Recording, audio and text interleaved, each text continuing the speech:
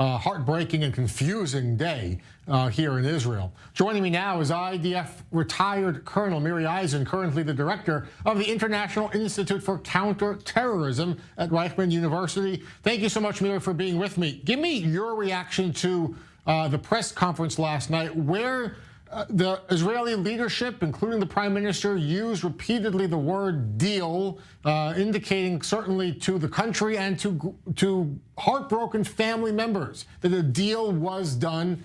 Now, today, there is no deal that we know of for today, only progress. What do you make of the press conference?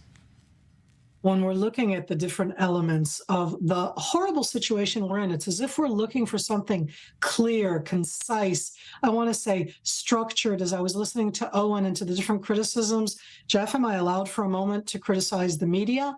At the end of the day, there is an expectation of everybody that this part of this war is that you also come out and you talk and you discuss, and everybody's talking about the hostage issue, and not enough people are talking about all of the other elements of the war.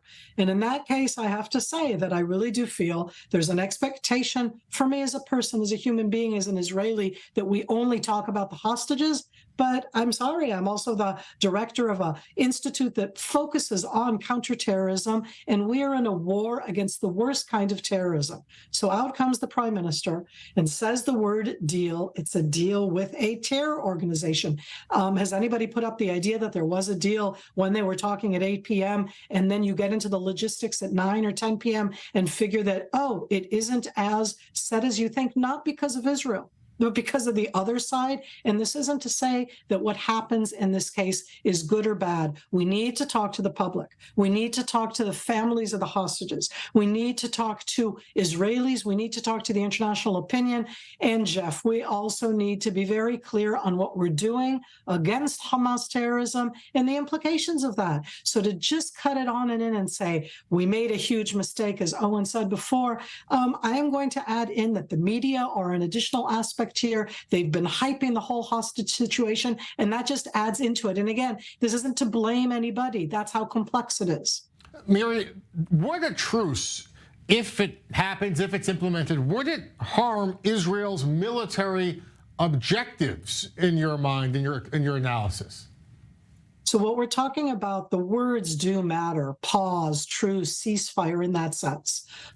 Israel's military continues to exist. Israel's intelligence community does not stop. What we're talking about is a pause in the active fighting of the ground troops inside the Gaza Strip and of those different aerial attacks that are working hand in hand with intelligence and the ground troops. It obviously has an impact. We would prefer not to stop that, but we also have the hostage issue. To me, at the moment, the biggest challenge is that when you're looking at the pauses, it's 10 people and an additional 10 people, and then another day, another 10 people, and none of us know who they are. And my heart goes out before to the woman who was talking, because as she said, nobody's told us anything. It's a terror organization. They haven't told us. So when the ground troops are on the ground and they're going to be looking in the Gaza Strip, both in the northern Gaza Strip, and we're already looking in the central and the south from the outside, but we're looking in, they're going to be looking at people coming out. Who are the people coming out? Are they just civilians who are trying to get to a safer place? Are they terrorists moving around trying to better their positions? Are the Hamas going to regroup? Because right now they are under pressure. That's why they're willing to do the deal. These are all going to be part of the calculations, but there is no easy way out. It isn't just pound them, as Pierre likes to use that word, pounding them, and then they'll give up the hostages. They haven't done that. So you have to continue. The only reason they're willing to negotiate with us is because we're pounding them.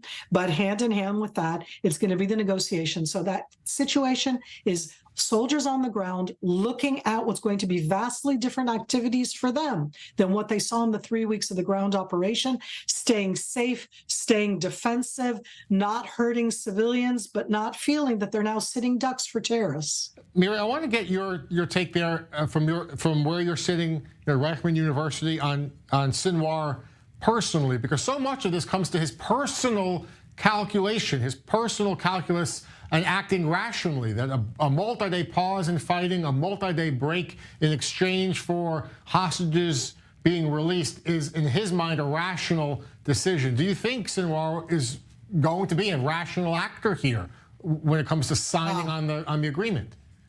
So, Jeff, that's the whole aspect in all the negotiations with terror organizations, let alone with the terror leader, and in this case, Yahya Sinwar. See, Yahya Sinwar is more or less my age. Boy, talk about different trajectory of what we do in life. I'll say the challenging thing for me, he has a rationale. That rationale includes the annihilation, destruction of the state of Israel. Now, what do I do with that? Because the actions that have been taken over the last 6.5, almost 7 weeks are part of his rationale. He thought that he was going to destroy the fabric of Israeli society, and he didn't. He thought that he could take these hostages and that Israel would not attack him because of the hostages. He was wrong. So at this stage along the way, the rationale for him is in survival mode, but it's his rationale of survival mode. He wants to be able to prove that Hamas is the way for the Palestinians to achieve the goal that he calls for, which is our annihilation. We're not letting him do it that way, but you have to understand that when you're negotiating, he has a different rationale. We still need to get the hostages back, Jeff, no matter what his rationale is, and that makes it very difficult. Miri, thank you so much for being with us this morning on i24 News. Great to have you. Absolutely.